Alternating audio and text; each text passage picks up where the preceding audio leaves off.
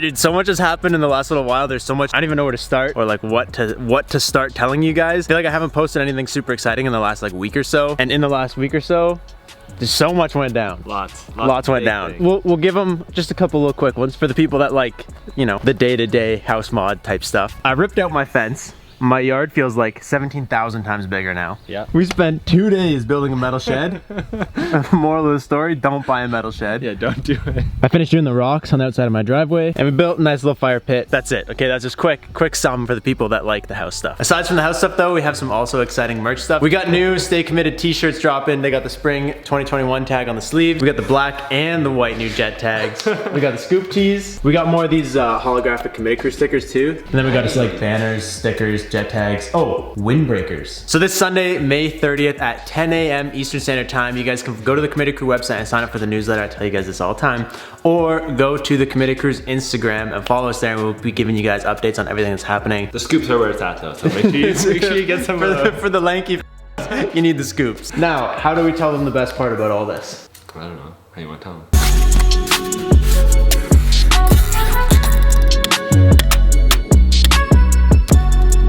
I feel like we need something a little more official than this, but hey, it's Chris's parking spot. All right, so ever since the dawn of this channel, literally since like day one, some of the first ever actual install videos we ever did was at your house in your dad's garage. Yeah. If you guys follow me on Instagram, you see my little heartfelt thing I posted. But something that we've always talked about since like the beginning of everything, of YouTube, of all of it, was like how cool it would be if one day Chris could, you know, quit his job and do this full time. Well, in the last week while you guys were gone, Chris quit his job and he's here to do this full time. So this is officially Chris's parking spot.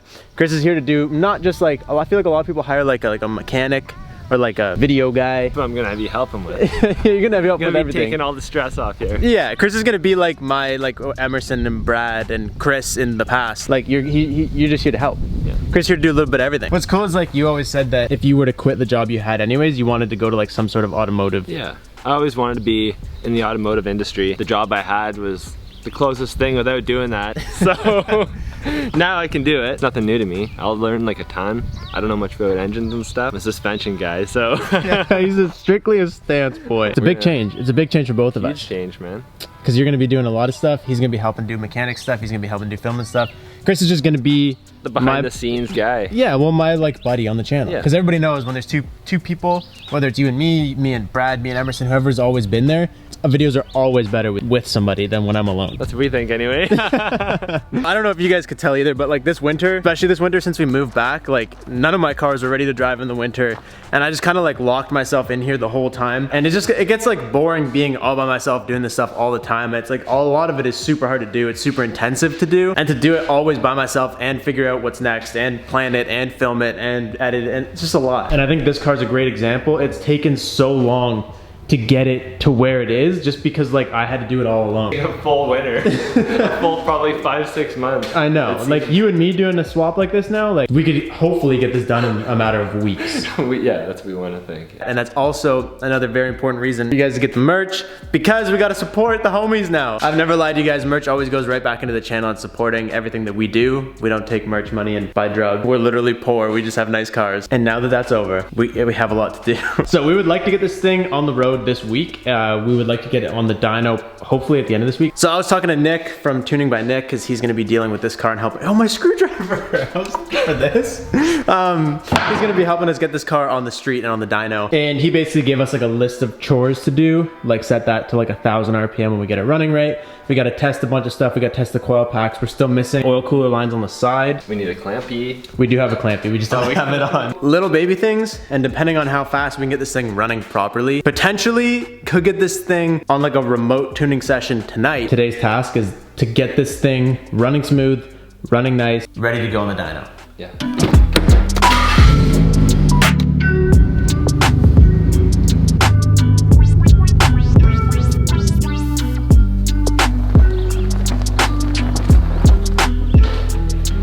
Also, guess what? What? Don't have to take this off alone anymore. Grab a side, brother. It doesn't weigh much, it's just awkward. So what do you want to start with? I don't know. What, we gotta slap this one hose on, and then the one hose that we scooped off the engine in the barn? Yep. And I gotta put the fan back. I may or may not have taken the fan off and put it on the LS and pretended I had two, but I only had one. And then the other thing we gotta do is clog this. We gotta what? We gotta plug this hole. We gotta clog it? Yeah, we gotta plug this hole. You wanna unbox them first? I feel like people love unboxing. Yeah.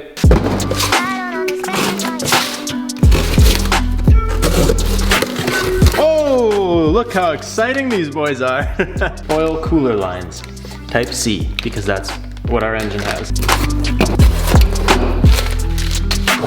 Damn, dude, look at this thing. This is tight. I'm sure there's some sort of sticker that goes on this. What is that? Is this like a new knob for like your faucet? I thought that there would have been a K-tuned thing that goes here. There might be. Haha! I knew there was gotta be a logo for this thing. Okay, so this, when I built this thing, it's super jank, but I did it because we needed clutch fluid, right? This will just bolt right onto the thing and sit there with absolutely no hose, no nothing. It just sits right on there. Oh, that's clean. Yeah, so it's gonna look super nice. That's real clean. So, shout out to K-Tune.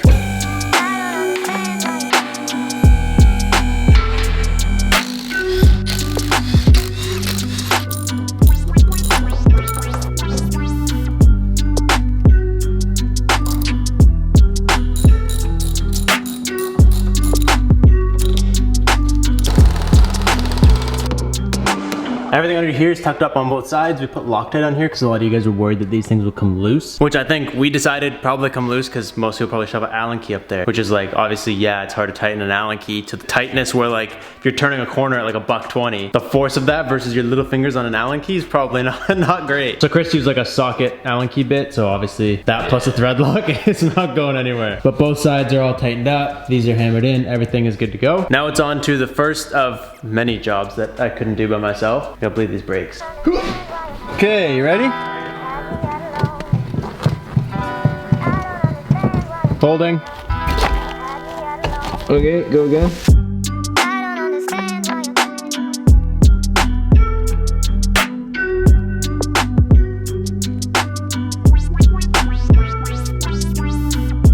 Everything's bled? Everything's bled. Well, we had it up in the air. We just emptied this, I think. We didn't actually check to see if it was empty. We opened the bleeder on the clutch and we just pumped it. Yeah, there's still a little bit of cess in there, but it's okay. So, I'm gonna try and catch the cess so that we don't screw everything up. Oh, not bad. Not bad. So we're replacing this whole disgusting contraption with this boy. How beautiful is that? And then this. Wow. That's gonna be nice. Damn. I feel bad for like my boys at K-Tune. They love the build and I love them. But I feel bad because like we're building such a beautiful engine bay, but it's not a beautiful car. We're gonna have to K-swap something else one day so that we can have like a beautiful S2K, full K-Tune decked out. Like imagine this quality in the engine bay in a like BRZ style S2K. Yeah, but you better watch what you say. That just sounds so crazy. It sounds nice. Then you go like this. Make sure that's tight. Then you put your sticker just to make sure that she is perfectly forwards facing. Damn. No funnel challenge. Failed. Oh, I failed. Dude, success. 10 times easier and faster than what I used currently. But we got the clutch bled. This thing's full and ready to go. This is all bled. All these lines are tight. So all we gotta do now is we gotta get this hose way down in here. It's gotta go from the thermostat housing all the way over here to the bottom of the manifold on that little nipple right there. I'm gonna let you and your skinny little lank do that. I'm gonna deal with actually what's probably even harder is these coolant lines way back here. A couple nippies that K-Tune has to go over. Then we'll do a quick bolt check and dude, we should be like pretty ready to see what happens.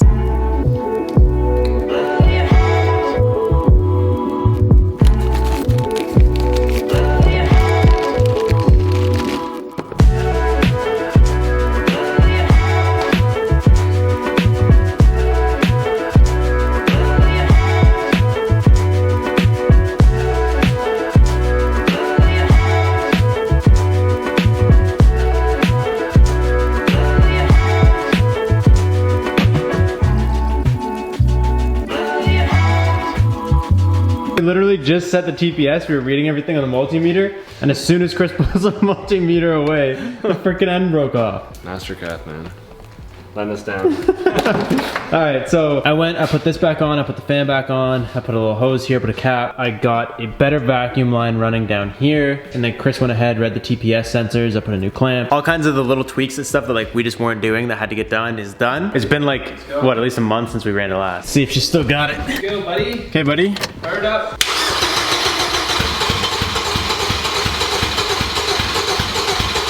What the heck? What's fuel pressure at? Right now it's 50. We had it running last time I checked. Sounds like it's only doing the thing where it's firing on one cylinder again. Literally ran. It ran so, not good, but like it ran. Yeah. I could fire it up, turn the key, fire it up. I would try to drive it in, it would fire, like. How much gas is in it? Enough. If it's got fuel pressure, it's got gas. Yeah, that's true. Welcome to the Committed Crew Garage, where if you don't stay committed, you literally will get nowhere. I'm gonna plug the computer in, just for the sake of it. Make sure that like our tune is still what it's supposed to be. Getting comfy? You know you'll be in there a while, eh? Oh yeah.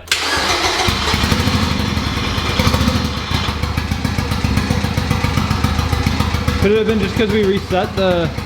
No, the battery was in the whole time, no? Air fuel is way too lean. Running lean and it's running weird.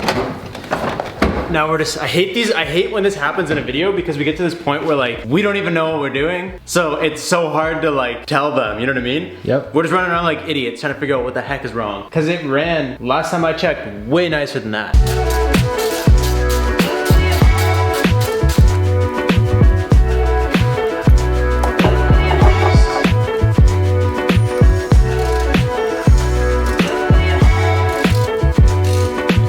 So I'm pretty confident in my timing when I did this thing, but we tried to double check. I took the valve cover off and we got the top lined up. So both these marks are good. You can see the little black chain piece right here, and here is on the dots, and these are lined up with each other. But I don't want to waste my time doing other stuff trying to like, oh, it's this, it's that, if the timing might be off. I took the chain off. I trust myself, but I gotta start there. Are they able to see what we're doing? I think so. Nice. Okay, so we got the one that's off right here and the one that's off right here. I'm pretty sure these are the timing ones that we're going after. Don't entirely know what those ones are for, but I'm gonna mark. See, I like triple checked this when I did it, but I just, you know, I'm like paranoid now. Can you check up top? Oh, you gotta go the other way. Oh no, you're good actually, Yeah, sorry. tell me when they line back up. Keep going. That much off. So we're good. We gotta be good. That much off. Yeah. So that means even on the belt, as the belt's coming up, the pulley is actually probably lined up because the belt is on an angle up away from. Yeah. Okay, so we're probably fine. I'm just paranoid. Everything's back on. I bolted everything up here back up. I think everything's good to go. If there's issues, we're gonna find them pretty immediately. Anyways, this is back basically where it was before I had my little paranoia attack that I had the timing off. And we got Nick from Tuning by Nick on the phone. I told you guys that he's gonna take care of the Civic and hopefully many more builds in the future. I got no idea what he's doing on here, but we hooked up TeamViewer. He's on here doing something. All right, is he plugged in right now? No, right? No. Okay, Chris is gonna plug you in.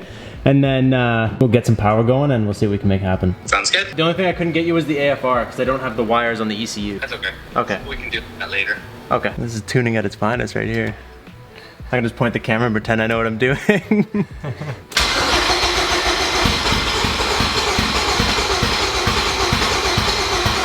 So sometimes it just does that for like a while, and sometimes it'll actually fire up and... When you key it on, are you hearing fuel pump? Yeah, and we got 50 PSI, I think, is what it's running at. So here you'll see I'm just changing my injector size.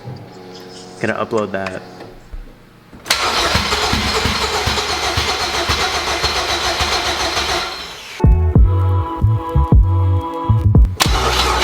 Yep. All right, so check out plug 4, because it got like nothing on it. Plug 2 is like super fouled. This is a BK-R5E.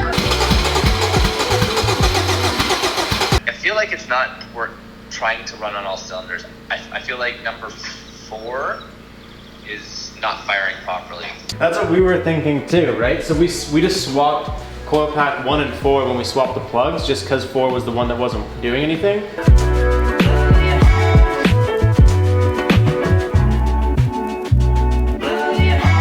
Pulled all the injectors off, checked them, make sure there was no debris, nothing blocking them. We swapped back them. on. Yeah, we swapped.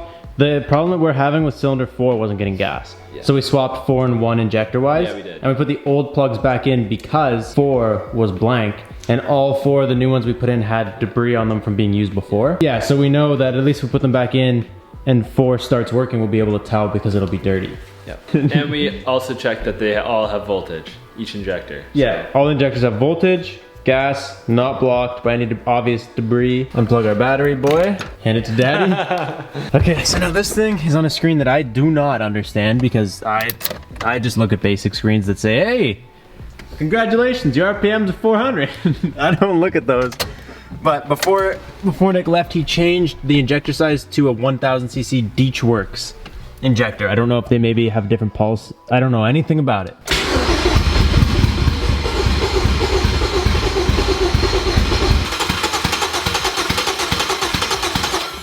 I want to think it sounds the same. It does, I think.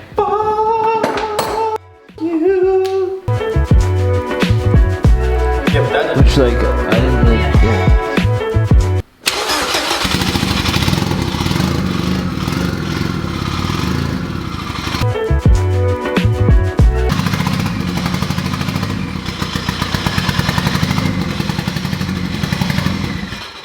Dude. We did it! So the problem now is that we have to set our throttle body because if I let go, it basically shuts right to 0. Like my position's saying it's closed. So it needs to be open a slight amount, right, to keep the air flowing a little bit. And give it gas, don't be scared, rev it out. Just try to get it idle.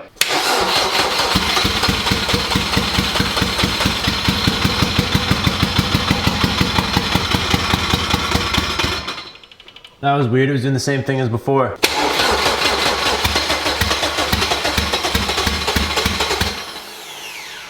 What the heck? That's not good. Okay, start whenever. Well,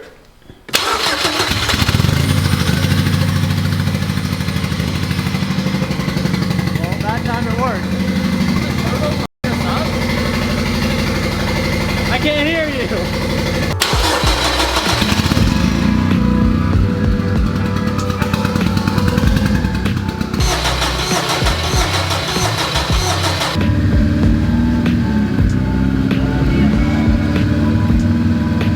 Let me give it to you guys straight.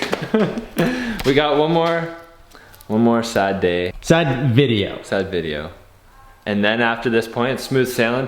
We're gonna nail everything out, it's gonna go good. So what you're saying is you're gonna be here to do research and help get ahead of these problems before they happen while we're filming. Yeah, exactly. Welcome to the crew. I basically just put the camera down on the tripod and I don't even know what we said last, where we left off, what the hell's going on. I know that I'm a real big fan of this red shirt, and when I see myself in the camera wearing it, I get kind of stoked. I don't know, I don't really wear red. After like all of the back and forth and stuff that we've been doing, Nick was telling us at first that he thinks we have a wiring problem, but we narrowed it down to we have a bad injector wire. We don't know if it's in the harness, we don't know if it's in the adapter plug, we don't know if it's in the injector itself. But we do know that you guys heard it, at one point we had it running so smooth. Everything was running good. I have my Allen key in here. I adjusted the TPS all the way down to 2 and it was idling at 900, smooth, happy, it was great. The problem is we've killed all the batteries inside. We killed the car battery. We killed the charger can't keep up with us. We killed the S10 battery. The booster pack has died like 5 times and we brought it back to life barely.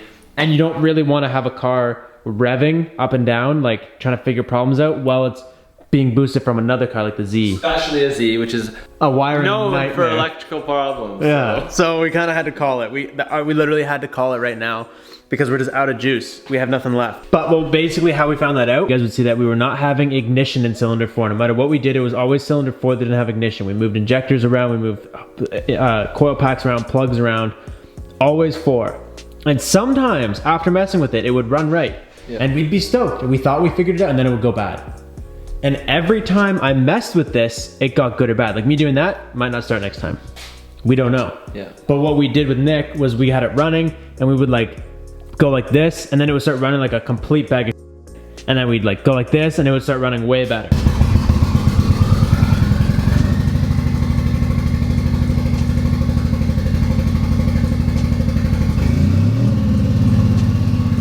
So we've narrowed it down to something in this area is our major problem with this engine. And it's not even major. Oh, big boy yawns over here. Buddy, you're not used to the long days, are you? You better get used to them. This is how it goes. It's only a major problem because it could be anything here, but if it's this wire, what if it's this wire all the way up there?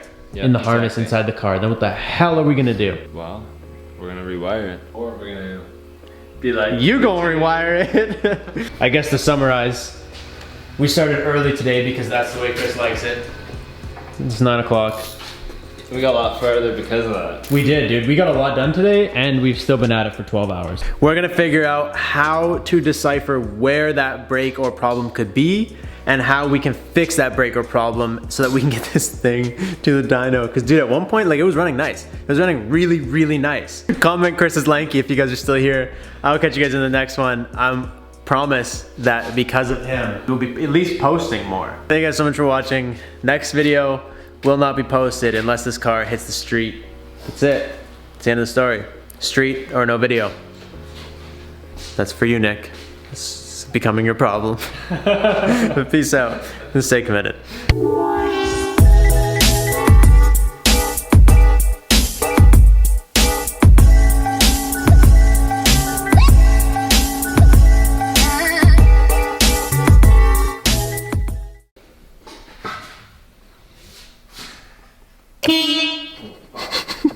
I don't like it. Buddy, I plucked my nose hairs yesterday and everything.